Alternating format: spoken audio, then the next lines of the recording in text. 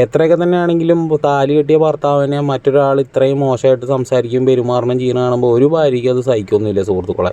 സച്ചി പുറത്ത് മദ്യപിച്ച് നല്ല രീതിയിൽ കുടിച്ചിട്ടാണ് വന്നിരിക്കുന്നത്.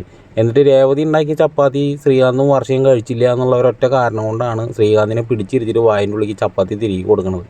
സത്യം പറഞ്ഞാൽ കാണുമ്പോൾ തന്നെ പേടിയായി പോകും. ശ്രീകാന്തിനെ അമ്മാതിരി കഴുത്തിനൊക്കെ പിടിച്ചിട്ട് ചപ്പാത്തി വായിൻ്റെ ഉള്ളിലേക്ക് കുത്തി തിരികെ കൊടുക്കുകയാണ്. വർഷ എന്നിട്ട് സൈ ഇട്ടിട്ടുണ്ട്, സ്റ്റോപ്പ് ഇറ്റ്, നിർത്ത്.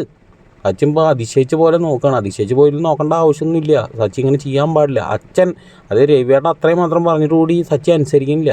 സച്ചിക്ക് സത്യം പറഞ്ഞു കഴിഞ്ഞാൽ എന്തെങ്ങനെ പെരുമാറണം, എവിടെ എന്ത് പറയണം എന്നുള്ളൊരു വീണ്ടും വിചാരമൊന്നുമില്ല. ഇങ്ങനെ ഓവറായിട്ട് ദേഷ്യപ്പെട്ട് പോയി കഴിഞ്ഞാൽ സച്ചിയുടെ അവസ്ഥ എന്തായിരിക്കും, ഒരു പിടുത്തം കിട്ടുന്നില്ല.